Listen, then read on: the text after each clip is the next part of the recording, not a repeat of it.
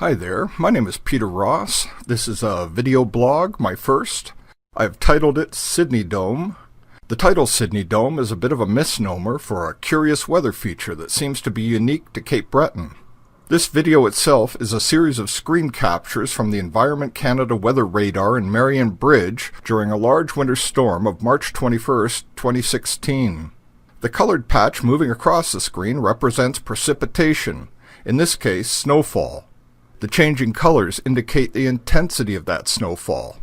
Each frame in this sequence represents a 10-minute interval between 6:10 a.m. and 2:10 p.m. on that day. I have seen the Sydney Dome in action numerous times. It seems to happen any time a large cyclonic storm, like a hurricane, or a post-hurricane, or a winter storm like this one, comes up the eastern seaboard and passes close to Cape Breton. If I was to show you the storm advancing over mainland Nova Scotia, you would see a solid storm front advancing across the province. Back in the first frame of this video, at the bottom left of the radar image, you might have noticed a small portion of the mainland and the storm front about to cross the Strait of Canso. But something funny happens here. When the storm arrives at Cape Breton, it seems to divide, with one arm going north and the other going south. The center portion of the storm seems to stall as it encounters the Sydney Dome. And there, where the storm encounters the Sydney Dome, you can see that the intensity of the snowfall increases dramatically. And notice too how the snowfall reaches right across the Cabot Strait to Newfoundland before it gets to Sydney, where I live.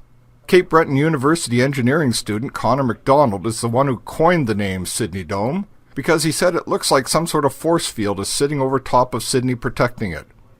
I'm going to run this animation 2 more times and speed it up. And while you are watching, there's a curious aspect of the Sydney Dome I would like you to consider. You will recall that cyclonic storms in the northern hemisphere turn counterclockwise. In local parlance, these cyclonic storms are called nor'easters. That's because, even though these storms advance from the southwest, the wind and snow are blowing in from the northeast, the exact direction of that gap in the storm. So while the Sydney Dome holds, it is overcast and windy in Sydney, but it's not snowing. At least not at first. When the snow does arrive, it accelerates to full blizzard conditions really quickly. No, I'm not a meteorologist, so I'm not sure what the Sydney Dome is or what it represents, but I am curious to know. So I invite viewers to offer their comments, and if there are any meteorologists out there who would like to weigh in on this, I would be really happy to hear from you.